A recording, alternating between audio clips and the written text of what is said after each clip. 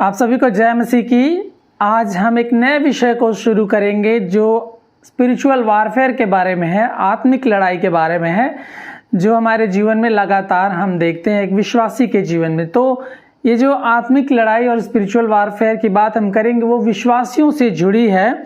कई बार क्या होता है, कई बार नहीं, अक्सर हम ऐसा सोचते हैं कि हम शैतान से लड़ते हैं या दुष्ट आत्मा निकालना होता तो हमारी आत्मिक लड़ाई होती है, और इसे हम बहुत ज़्यादा आत्माओं से जोड़ कर देखते हैं। परंतु इस संसार में हमारी आत्मिक लड़ाई जो है वो बहुत तरीकों से होती है, जिसके बारे में हमें समझना बहुत ज़रूरी है। अगर बाइबल में आप देखें तो इफिसियों में लिखा हुआ कि हमारी लड़ाई लोहू और मांस से नहीं है, परंतु उन सामर्थ से है, उन प्रधानताओं से है जो आकाश में है। इसका अर्थ यह है कि हम आत्मिक ताकतों से लड़ते हैं जो परमेश्वर के विरोध में है, मतलब कि शैतान की ताकतों से लड़ते हैं जो परमेश्वर के विरोध में काम करते हैं। हमारी आत्मिक लड़ाई का अर्थ यही है कि हम हमेशा जो परमेश्वर के लोग हैं या परमेश्वर का जो काम है या खुद परमेश्वर के विरोध में शैतान और उसके दूत और उसके लोग काम करते हैं, तो हमारा जो द्वंद्व है, हमारी जो लड़ाई है वो लगातार जारी रहती है जब हम प्रभु यीशु मसीह में विश्वास करके आते हैं। आज का जो शीर्षक है वो बाइबल दृष्टिकोण के कुछ पहलुओं को हम देखेंगे जो हमारी आत्मिक लड़ाई के बारे में बताते। तो पहले हमें नींव डालना जरूरी है कि हमारी नींव क्या है, इसकी फाउंडेशन क्या है, कहाँ से हमें शुरू करना है। हम सीधे सीधे इफिसियों 6 पे नहीं चले जाएंगे कि हम उसके बारे में देखेंगे किस प्रकार हमें लड़ना है, परंतु हम उस नींव को देखेंगे कि हमें कहाँ से शुरुआत करनी है, इसकी शुरुआत कहाँ से होती है और इसका बाइबल का दृष्टिकोण क्या है। क्योंकि अगर इस संसार में आप देखेंगे तो बहुत सारे समुदाय हैं, बहुत सारी विचारधाराएं हैं, दर्शन शास्त्र है, बहुत सारे धर्म समुदाय हैं, बहुत सारी शिक्षाएं हैं, और आजकल अगर आप देखें तो बहुत ज़्यादा मानवीय जो शिक्षा है, जिसको कहते हैं कि ह्यूमनिस्टिक टीचिंग, ह्यूमन सेंटर्ड, मनुष्य केंद्रित शिक्षाएं जो हैं या विचारधाराएं बहुत ज़्यादा प्रबल हो गई हैं, जहाँ पे लोग सिर्फ अपने ही हित की बात करते हैं। और कई तो ऐसे समुदाय हैं या सेक्ट हैं या कह लीजिए कल्ट ग्रुप भी हैं, इवन क्राइस्टेंडम में, जो कि बाइबल की शिक्षाओं को अपने टर्म्स पे अनुवाद करते हैं या अप्लाई करने की कोशिश करते हैं, अपने हिसाब से उसको एडजस्ट करते हैं। आप अगर बाइबल ट्रांसलेशंस में भी देखें तो बाइबल के बहुत सारे अनुवाद हैं, ट्रांसलेशंस हैं, बहुत सारे वर्जन्स जिसको कहते हैं, उसमें आप बहुत सारी त्रुटियां भी पाएंगे। तो हर एक जो समुदाय है या ग्रुप है या सेक्ट है या कल्ट ग्रुप है, वो अपने हिसाब से परमेश्वर के वचन को इंटरप्रेट करने की और अप्लाई करने की कोशिश करता है। तो जब हम इस संसार में रहते हैं और हमारे सामना जो है हर प्रकार के लोगों से होता है, हर प्रकार की विचारधाराओं से होता है, और हर प्रकार के कल्चरल आइडियोलॉजीज के द्वारा होता है, और तमाम रिलीजियस बिलीफ्स के लोगों के साथ होता है। तो ऐसे में हमारी लड़ाई जो है, ये शब्द शायद सुनने में अजीब लगेगा लड़ाई, लेकिन जो हमारा कॉन्फ्लिक्ट है वो जो है और बढ़ जाता है। सिर्फ हम उन दुष्टात्माओं से नहीं लड़ रहे हैं, परंतु उनके द्वारा इंस्पायर्ड जितनी भी शिक्षाएं हैं, जितने भी लोग हैं, जितनी भी रिलीजियस भावनाएं, उन सब के साथ हम लड़ रहे हैं। ठीक है, तो बाइबल इसके बारे में शुरुआत क्या करती है, बाइबल क्या कहती है, बाइबल का जो पहलू है वो क्या कहता है। इंग्लिश में बोलते हैं dimensions of biblical world view. तो बाइबल ईश्वर के बारे में क्या कहता है और दूसरे ईश्वरों के बारे में क्या कहता है, उसके बारे में हम देखेंगे। तो बाइबल, सबसे पहले जो बाइबल के जो लेखक हैं, बाइबल को करीब 40 लोगों ने मिलकर लिखी है, और हर एक जिन्होंने बाइबल को लिखा है उनका एक कॉमन पर्सपेक्टिव परमेश्वर के बारे में है। अलग अलग नहीं है कि जैसे दूसरे पंथों में आप पाएंगे कि ईश्वर कहीं समुद्र से निकल गया तो कहीं आसमान से गिर गया कि पहाड़ से निकल गया, ऐसा नहीं है। बाइबल के जो राइटर्स हैं उन्होंने परमेश्वर को एक ही तरह से देखा, एक ही तरह से जाना, एक ही तरह से माना, एक परमेश्वर को उन्होंने जाना और उसी प्रकार से बाइबल में उत्पत्ति से लेकर प्रकाशित वाक्य तक परमेश्वर को दर्शाया गया है। और परमेश्वर को खास तौर से बाइबल में यहोवा परमेश्वर जो कि सर्वशक्तिमान प्रभु है, यीशु परमेश्वर का पुत्र है, इस प्रकार बाइबल हमें परमेश्वर के बारे में प्रकाशन देती है। अगर प्रकाशन के बारे में, परमेश्वर की त्रिएकता के बारे में, परमेश्वर कौन है, इसके बारे में आप और अधिक जानना चाहते हैं तो हमारे पिछले संदेशों को आप सब्सक्राइब कर सकते हैं, ऐतिहासिक मसीह विश्वास और इसके सिद्धांतों के बारे में। तो बाइबल ना सिर्फ उतना ही, परंतु बाइबल परमेश्वर को इस प्रकार भी दिखाती है कि बाइबल का परमेश्वर कोई लोकल डीटी नहीं है। लोकल डीटी समझते हैं? लोकल डीटी का मतलब होता है कि हर एक रीजन में, हर एक लोकेलिटी में लोगों के पास एक ईश्वर है या उनके पास एक स्पिरिचुअल फोर्स है जिसको वो मानते हैं। समझ रहे हैं? तो अगर आप कोई गांव में रह रहे हैं, कोई कस्बे में रह रहे हैं, वहां पे आपको वहां की रिप्यूटेड जो है, रिप्यूटेड को क्या बोले मुझे हिंदी में नहीं समझ आ रहा, लेकिन वहाँ के हाँ पूजनीय और शोभनीय, जो कुछ भी कह लीजिए, पूजा करने वाले या बहुत माननीय जो है, मान्य, जिनकी बहुत मान्यता है, ऐसे देवी देवता या ऐसे गुरु या ऐसे उनके डीटीज मिल जाएंगे। लेकिन बाइबल जो है जब परमेश्वर के बारे में बात करती है तो बाइबल ये नहीं कहती है कि हमारा परमेश्वर जो है सिर्फ इज़राइल का परमेश्वर है। परमेश्वर को परमेश्वर जैसा वो दिखाती है कि परमेश्वर सर्वशक्तिमान, वो ही परमेश्वर है, वो ही सृजनहार है। क्योंकि अगर उत्पत्ति 1 में आप देखें तो लिखा कि आदि में परमेश्वर ने, बिगिनिंग में ही परमेश्वर का वचन ये स्टैब्लिश करता है कि बाइबल का परमेश्वर ही परमेश्वर है, परमेश्वर ने सब कुछ सृजा है। वो कोई एक लोकल डीटी लखनऊ का, जानकीपुरम का, वाराणसी का और दिल्ली का, ऐसा नहीं है। वो अलग अलग छोटे छोटे डीटी नहीं, वो सर्वशक्तिमान परमेश्वर है और वो सर्वप्रभु है।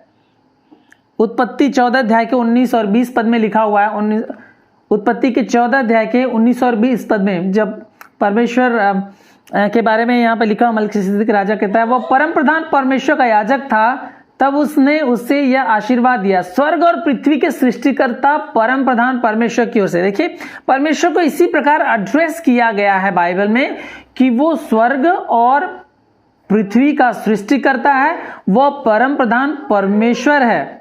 ठीक है, तो बाइबल का परमेश्वर जो है परम प्रधान है, स्वर्ग और पृथ्वी का वो सृष्टिकर्ता है और वही प्रभु है, उसके अलावा दूसरा नहीं है। और परमेश्वर ने खुद अपने नाम को कई प्रकार से प्रकट किया है बाइबल में।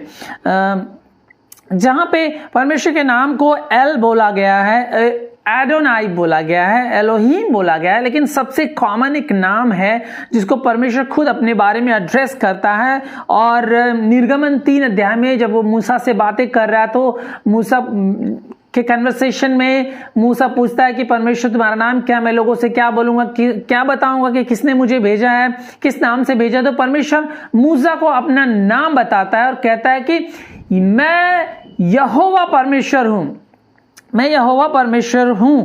तो परमेश्वर अपने नाम को देता है और इस नाम को पुराने नियम में हम कंटिन्यूअसली देखते हैं और पाते हैं। पूरे के पूरे पुराने नियम में हम पाते हैं कि परमेश्वर अपने नाम को दर्शाता है और लोग जो परमेश्वर के मानने वाले लोग हैं वो इसी नाम से उसको एड्रेस भी करते हैं, पुकारते हैं। और ना सिर्फ इतना, बाइबल में हम परमेश्वर को त्रिएकता के रूप में भी हम देखते हैं कि परमेश्वर त्रिएक है, परमेश्वर पिता, परमेश्वर पुत्र और पवित्र आत्मा परमेश्वर। त्रिएक एक परमेश्वर परंतु 3 व्यक्तित्व में हम परमेश्वर को पाते हैं। इस प्रकार बाइबल में परमेश्वर को दर्शाया गया है। तो यह बाइबल का दृष्टिकोण परमेश्वर के प्रति। परंतु बाइबल दूसरे ईश्वरों के बारे में क्या कहता है, उसके बारे में भी हम अभी क्षण भर में हम देखेंगे। लय व्यवस्था उसके 17 अध्याय के 7 पद में लिखा हुआ है। लय व्यवस्था 17 अध्याय के 7 पद में और भी कुछ पद हम देखेंगे कि क्या उसके बारे में, दूसरे ईश्वरों के बारे में। बाइबल क्या कहती है। यहाँ पे लिखा है, वे उन बकरा देवताओं के लिए जिनकी पूजा करके वे व्यभिचारी ठहरे हैं फिर कभी बलि न चढ़ाएं या उनके पीढ़ी से पीढ़ी तक स्थायी विधि ठहरे। तो बाइबल जो है बताती है कि दूसरे जो ईश्वर हैं वो सच्चे ईश्वर नहीं हैं। यहाँ पे बकरा देवता लिखा है, मतलब बाल देवता के बारे में लिखा है, जो कि जिसका फेस शायद गोट का होगा, बकरे का फेस होगा, और उसको बाल देवता कहा जाता है। और व्यवस्था विवरण 32 के 17 में लिखा हुआ है, व्यवस्था विवरण 32 अध्याय के 17 पद में यहां लिखा है, उन्होंने पिशाचों के लिए जो ईश्वर नहीं थे, हाँ ऐसे देवताओं के लिए जिन्हें उन्होंने कभी नहीं जाना, वरन ऐसे नए देवताओं के लिए जो अभी अभी प्रकट हुए थे और जिनका तुम्हारे पूर्वज भय नहीं मानते थे, उनके लिए बलि चढ़ाई। तो बाइबल कहती है कि यहां तक कि उनको पिशाच बोला गया है, पिशाचों के लिए जो ईश्वर है ही नहीं। हमारे परमेश्वर को छोड़कर और कोई ईश्वर है ही नहीं। और ऐसे देवताओं के लिए जिन्होंने कभी जाना नहीं, वरन ऐसे नए देवताओं के लिए। अब आप जानते हैं हमारे समाज में कितने ईश्वर प्रकट हो जाते हैं, लोग अपने आप को ईश्वर बना लेते हैं। इतने ऐसे ऐसे गुरु लोग हैं जो अपने आप को गॉडमैन मानते हैं, अपने आप को ईश्वर मानते हैं, उनको ईश्वरों की का दर्जा देकर उनको पूजा किया जाता है हमारे देश में। सो एक भयावह बात है। भजन संहिता 106 का 37, भजन संहिता 106 का 37, यहां पे परमेश्वर का वचन इस प्रकार कहता है, भजन संहिता 106 का 37 पद में यहां इस प्रकार लिखा हुआ है, उन्होंने अपने बेटे बेटियों तक को पिशाचों के लिए बलिदान किया। पिशाच का मतलब क्या है? डीमंस, दुष्ट आत्माओं के बारे में कहा जा रहा है। तो ये परमेश्वर जो है, परमेश्वर का वचन जो है, बाइबल इस प्रकार दूसरे देवी देवताओं को दर्शाती है, और उनका जो इंक्लिनेशन है, उनका जो इंस्पिरेशन है, वो दुष्ट आत्माओं की तरफ से है। ये क्लियर है। ये ऑफेंसिव हो सकता है बहुत लोगों के लिए, ये ठोकर का कारण हो सकता है कि बाइबल इस प्रकार कहती है कि जो दूसरे देवी देवता हैं, जो पराये देवी देवता हैं, जो मूर्तियों के द्वारा जो ईश्वरों की पूजा की जाती है, वो सब दुष्ट आत्माओं के द्वारा, डीमंस के द्वारा इंस्पायर्ड है, शैतान के द्वारा प्रेरणा लिया गया है, क्योंकि बाइबल के परमेश्वर के अलावा कोई ईश्वर है ही नहीं। तो आप देख रहे हैं कि जब हम इस संसार में रहते हैं तो बहुत प्रकार के विचारधारा के लोग हैं, मूर्ति पूजक लोग हैं, स्पिरिट वर्शिप करने वाले लोग हैं, आत्माओं को पूजने वाले लोग हैं, अपने पूर्वजों को ईश्वर बनाकर पूजने वाले लोग हैं, गुरुओं को पूजने वाले लोग हैं, विज्ञान को मानने वाले लोग हैं, नास्तिक लोग हैं, धर्म ग्रंथों को मानने वाले लोग हैं, बहुत तरह के लोग हैं, और भौतिकवाद में विश्वास करने वाले लोग हैं, पैसे की पूजा करने वाले लोग हैं, तमाम तरह के लोग हैं। और हर व्यक्ति जब जो आपसे आपके कांटेक्ट में आएगा, जो भी व्यक्ति परमेश्वर को नहीं मानता है, वो आपके साथ कॉन्फ्लिक्ट में है, आपके साथ वो युद्ध में है। क्योंकि हमारी लड़ाई जो है लहू और मांस से नहीं है, परंतु उसके पीछे जो इंस्पिरेशन है शैतान की, पिशाचों की, डीमंस की, दुष्ट आत्माओं की, उनकी शिक्षाओं की, उससे है। तो इस संसार में जो है दो ही प्रकार के दृष्टिकोण हैं, दो ही प्रकार के वर्ल्ड व्यूज हैं। एक तो बिब्लिकल वर्ल्ड व्यू है और एक वर्ल्डली है। एक बाइबल का दृष्टिकोण है और एक जो है संसार का है, या कह लीजिए शैतान का है। तो कुछ चीजें हम देखेंगे और उसको डिफरेंशिएट करने की कोशिश करेंगे। दो रास्ते इस संसार में, एक तो परमेश्वर का रास्ता है और दूसरा इंसान का रास्ता है। दो राज्य हैं, एक परमेश्वर का राज्य है और एक शैतान का राज्य है। दो फाउंडेशंस है, दो नींवें हैं। एक तो हमारा विश्वास या तो परमेश्वर में है या हमारा विश्वास शैतान में है, दूसरी चीजों में जो कि शैतान के द्वारा इंस्पायर्ड है। दो रिश्ते, या तो हम प्रभु यीशु मसीह के द्वारा परमेश्वर से हम मेल मिलाप करते हैं, या तो हम यीशु मसीह के विरोध में खड़े होकर परमेश्वर से दूरी बनाकर हम दंड के पात्र होते हैं। दो प्रकार के विश्वास है, एक तो यीशु मसीह पर विश्वास करना, एक यीशु मसीह के विरोध में विश्वास करना। दो रास्ते हैं, या तो आप ज्योति में चल रहे हैं जो कि परमेश्वर के वचन से आता है, या तो आप अंधकार में चल रहे हैं। दो प्रकार के दर्शन शास्त्र हैं, एक तो यीशु मसीह के द्वारा है और एक इंसानों के द्वारा बनाया गया है।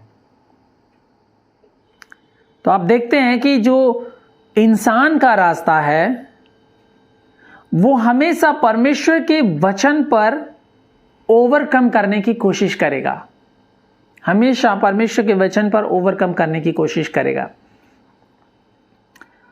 और इंसान का जो विचारधारा है वो हमेशा परमेश्वर के विरोध में खड़ा होगा, क्योंकि मनुष्य जो है परमेश्वर का बैरी है, वचन कहता है इफिसियन 2 अध्याय। इंसान परमेश्वर का बैरी है, परमेश्वर से बैर रखता है। जब इंसान परमेश्वर से बैर रखता है तो जरूरी नहीं है कि वो आकर आपको गाली गलौज करे, या आप अगर विश्वासी हैं तो हमेशा आपको अटैक करेगा, परसिक्यूट करेगा। वो आपको अपनी आइडियोलॉजी से, अपने कल्चर से, अपनी विचारधारा से, अपनी सराउंडिंग से, तमाम तरह से आपके साथ अंतर्द्वंद युद्ध में रहता है। जरूरी नहीं कि हर व्यक्ति आके आपके साथ मुक्केबाजी करे या फाइट करे फिजिकली, ये जरूरी नहीं है। हमारी आत्मिक लड़ाई जो है कई तरह से चलती है, और स्पेशली जब आप कलीसियाई सेवा में हैं, और बहुत सारे जो सेवक हैं वो कलीसियाई सेवा करते हैं, तो वो सिर्फ यही सोचते हैं कि हम दुष्ट आत्मा निकालें, और जो दुष्ट आत्मा से ग्रसित लोग हैं वही हमारी लड़ाई, इतने में सीमित रहते हैं। लेकिन हमारी जो आत्मिक लड़ाई है वो बहुत सारी आइडियोलॉजीज के साथ में है, फिलॉसफीज के साथ में है, शिक्षाओं के साथ में है। आपके बच्चों के टेक्स्ट बुक्स को आप देख लीजिए, उसमें क्या क्या भरा हुआ है। उनकी सोशल स्टडीज में देख लीजिए, इंग्लिश स्टोरीज में देख लीजिए, हिंदी स्टोरीज में देख लीजिए, आपको पता चल जाएगा कि किस प्रकार की शिक्षाओं को भरा गया है उसमें, और किस प्रकार बच्चों को इन सब शिक्षाओं के द्वारा इंड्यूस किया जा रहा है, इंडोक्ट्रिनेट किया जा रहा है। तो बाइबल कहती है 2 कुरिन्थियों 4 अध्याय के 4 पद के अनुसार, 2 कुरिन्थियों 4 अध्याय के 4 पद में यहां पे इस प्रकार लिखा हुआ है, उन अविश्वासियों की बुद्धि को इस संसार के ईश्वर ने अंधा कर दिया है। अविश्वासियों की बुद्धि, किसकी बुद्धि? अविश्वासियों की बुद्धि को इस संसार के ईश्वर ने अंधा कर दिया है। संसार का ईश्वर कौन है? शैतान। संसार का ईश्वर शैतान है, लेकिन उसके ऊपर हमारा सर्वशक्तिमान परमेश्वर है। तो सर्वशक्तिमान परमेश्वर जो बाइबल का परमेश्वर है, प्रभु यीशु मसीह पर विश्वास अगर आप नहीं करते हैं तो वो व्यक्ति जो है शैतान के इंस्पिरेशन और प्रभाव में रहता है, और उसकी आंखें जो है परमेश्वर के प्रकाशन, उसके सुसमाचार के प्रति उदासीन रहता है, अंधी रहती हैं। यहां पे लिखा है, उन अविश्वासियों की बुद्धि को इस संसार के ईश्वर ने अंधा कर दिया है कि वे परमेश्वर के प्रतिरूप अर्थात मसीह के तेजों में सुसमाचार की ज्योति को ना देख सके। तो अगर किसी को आप सुसमाचार सुना रहे हैं तो आपको यह जानना आवश्यक है और ये समझना भी आवश्यक है कि वो व्यक्ति जो है वो शैतान के प्रभाव में है, अंधविश्वास के प्रभाव में है, शैतान की शिक्षाओं के प्रभाव में है।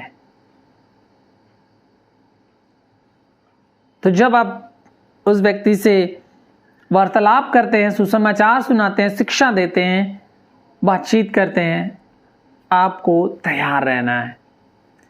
आपके अपने परिवार के मेंबर, हमारे परिवार के सदस्य जो विश्वास में नहीं, वो भी शैतान की शक्ति के प्रभाव में है। वो भी उसकी शिक्षाओं के प्रभाव में ये जानना बहुत जरूरी है।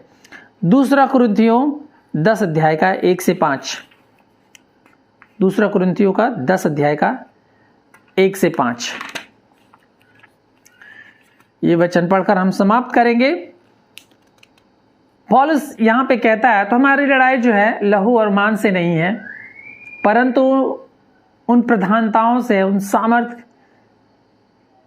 और उन प्रिंसिपलिटी से, उन अधिकारों से है जो आकाश में है, जो स्पिरिचुअल फोर्सेस से, डार्क फोर्सेस हैं, जो लोगों को इंस्पायर करती हैं, जो लोगों को ब्लाइंड करती हैं, उनसे। यहाँ पे क्या लिखा है, पौलुस क्या कहता है, अब हमें किस प्रकार लड़ना है। आगे बहुत सारे सेशंस में हम और डिटेल्स में देखेंगे डीमंस के बारे में, स्पिरिचुअल फोर्सेस के बारे में, परंतु और जो बेसिक चीजें हैं उनके बारे में आज हमें समझना जरूरी है। तो पौलुस कहता है किस प्रकार में लड़ना है। पौलुस यहाँ पे कह रहा है दूसरा कुरिन्थियों 10 अध्याय के 1 से 5 पद में, अब मैं पौलुस स्वयं तुम्हें मसीह की नम्रता और कोमलता के द्वारा आग्रह करता हूं, मैं जो तुम्हारी उपस्थिति में दीन हूं किंतु अनुपस्थिति में तुम्हारे प्रति साहसी हूं। मैं तुमसे निवेदन करता हूं कि जब मैं आऊं तो मुझे कुछ लोगों के प्रति जो ऐसा सोचते हैं कि हम शरीर के अनुसार चलते हैं, ऐसा साहस दिखाना पड़े जैसा मैं दिखाने का विचार करता हूं। क्योंकि यद्यपि हम शरीर में चलते हैं तथापि हम शरीर के अनुसार युद्ध नहीं करते। पौलुस कह रहा है हम शरीर में चलते हैं परंतु हम शरीर के अनुसार युद्ध नहीं करते। हम फिजिकली फाइट नहीं कर रहे हैं, हम लोगों से मुक्केबाजी नहीं कर रहे हैं, हम किसी का हाथ मुंह नहीं तोड़ रहे हैं, परंतु यहाँ कह रहा है हम शरीर के अनुसार युद्ध नहीं करते, क्योंकि हमारे युद्ध के हथियार शारीरिक नहीं परंतु गढ़ों को ध्वस्त करने के लिए ईश्वरीय सामर्थ्य से परिपूर्ण है।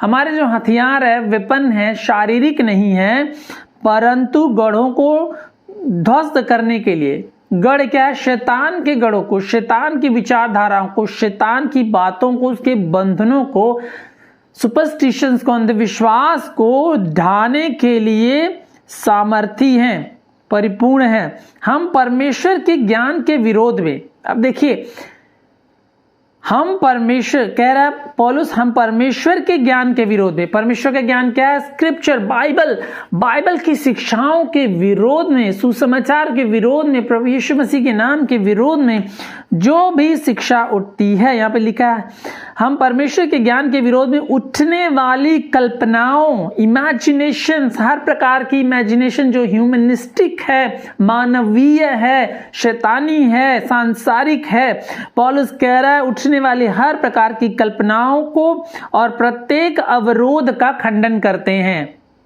वो कह रहा है हम इसका खंडन करते हुए, refute it by the power of the scripture. हम ये जो हथियार हमारे पास में है परमेश्वर का, इसके आधार पे, इसके विरोध में उठने वाली हर प्रकार की कल्पना, हर प्रकार की इमेजिनेशन, हर प्रकार की शिक्षा, हर प्रकार का रीजन और लॉजिक, जो कुछ भी हो, इंसान जो लाता है इसके विरोध में, उसको क्या कह रहा है पौलुस? हम उसका क्या करते हैं? खंडन करते हैं और प्रत्येक विचार को बंदी बनाकर मसीह का आज्ञाकारी बना देते हैं। प्रत्येक विचार जो परमेश्वर के विरोध में, जिससे हम लड़ रहे हैं, उसको हमें क्या करना है? उसका खंडन करना है और बंदी बनाकर मसीह का आज्ञाकारी बनाना है। सो हमारी लड़ाई जो है ये सिर्फ दुष्ट आत्मा निकालने वाली नहीं है, हम विचारधाराओं से भी बहुत लड़ रहे हैं। सोशल मीडिया पे देख लीजिए कितनी तरह की विचारधाराएं फैली हुई हैं, न्यूज़ में देख लीजिए किस प्रकार की विचारधाराओं को बोया जा रहा है। तो हमारी लड़ाई जो है विचारधाराओं से है, कल्पनाओं से है, तमाम प्रकार की झूठी शिक्षाओं से है जो इस समाज में फैली हुई हैं और इवन मसीहियत में भी फैली हुई है। तो हम इन सब चीज़ों से लड़ रहे हैं। जो अगर एक व्यक्ति जो है परमेश्वर पर विश्वास नहीं करता है तो वो परमेश्वर से दूर है, वो अंधकार में है, वो शैतान के बंधन में है, शैतान के इंस्पिरेशन में है, उसके इन्फ्लुएंस में है। इसलिए हमें क्या करना है? हमें उस चीज़ को समझना है, उन शिक्षाओं को समझना है, उन इमेजिनेशन, उन कल्पनाओं को समझना है, उन विचारधाराओं को समझना है और उनसे हमें लड़ने के लिए तैयार भी रहना है। आने वाले सप्ताहों में हम और आत्मिक लड़ाई के बारे में और गहराई से देखेंगे, लेकिन आज हमें ये समझना है कि बाइबल का दृष्टिकोण परमेश्वर के प्रति बहुत क्लियर है। बाइबल कहती है कि परमेश्वर एक है, वो सर्वशक्तिमान है, और परमेश्वर को बाइबल क्लियरली परम प्रधान परमेश्वर के रूप में दिखाती है। वो कोई लोकल डीटी नहीं है, लोकल कोई ईश्वर नहीं है, कोई छोटा मोटा किसी के हाथ का बनाया हुआ नहीं है, वो परम प्रधान परमेश्वर है। और दूसरे ईश्वरों के बारे में भी बाइबल बताती है कि वो हाथ के बनाए हुए, गढ़े हुए पिशाचों, वो डीमंस के द्वारा इंस्पायर्ड हैं। और लोगों के प्रति बाइबल कहती है जो व्यक्ति परमेश्वर पर विश्वास नहीं करता है, जो इस संसार में रहता है, वो शैतान के द्वारा इन्फ्लुएंस किया गया, प्रभावित है, जिसकी आंखें बंद कर दी गई कि वो परमेश्वर के सुसमाचार को ना देखे। और इस संसार में फैली और व्याप्त बहुत सारी विचारधाराएं हैं, कल्पनाएं हैं, दर्शन शास्त्र है और तमाम प्रकार की बातें हैं, शिक्षाएं हैं, जिनसे हमें और आपको लड़ना है और उन्हें परमेश्वर के अधीन करना है और उनका खंडन करना है। तो उसके लिए हमें तैयार रहना चाहिए। इसलिए पतरस कहता है समय असमय हमें हमेशा तैयार रहना चाहिए उत्तर देने के लिए। हमारी लड़ाई सिर्फ दुष्ट आत्माओं से नहीं है, दुष्ट आत्मा निकालने के लिए, परंतु उत्तर देने के लिए भी हमें हमेशा तैयार रहना चाहिए वचन के साथ में। वो सबसे ज़्यादा इम्पॉर्टेंट हमारे लिए है। हम प्रार्थना करें। हे हमारे स्वर्गीय पिता, हम धन्यवाद करते हैं प्रभु जी कि आपने हमें ये समझ दी प्रभु अपने वचन के द्वारा कि हम न सिर्फ उन चीज़ों में उलझे रहें कि हम दुष्ट आत्माएं निकालते रहें, या हम उन चीज़ों में देखें स्पिरिट वर्ल्ड को झांकते रहें, परंतु प्रभु जी हमारे सामने बहुत सारी ऐसी आइडियोलॉजीज़ हैं, विचारधाराएं हैं, कल्पनाएं हैं, मानवीय विचारधाराएं हैं, मनुष्य केंद्रित विचारधाराएं हैं, भौतिकवाद है जहां लोग भौतिकता में खोए हुए हैं और झूठी शिक्षाओं का बहुत सारा प्रचलन है। प्रभु ऐसे में हमारी लड़ाई जो है बहुत सारी कल्पनाओं के साथ है, विचारधाराओं के साथ है, शिक्षाओं के साथ है, जिसका हमें वचन के द्वारा खंडन करना बहुत ज़रूरी है। और वचन के द्वारा में परिपूर्ण होकर प्रभु जी उसका खंडन करना और उसको आपके अधीन करना बहुत आवश्यक है। उसमें हमारी सहायता करें, हमारे भाई बहनों की सहायता करें जो वचन को सुनते हैं। और आने वाले सप्ताह में इस विषय के बारे में, हमारी आत्मिक लड़ाई के बारे में हमें और अधिकाई से प्रभु जी समझने के लिए, तैयार होने के लिए सहायता करें। हम धन्यवाद करते हैं। प्रार्थना हम यीशु मसीह के नाम से मांगते हैं, आमीन।